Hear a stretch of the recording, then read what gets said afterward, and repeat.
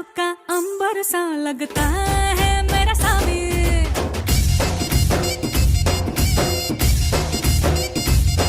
मेरी राहों में फूलों का रास्ता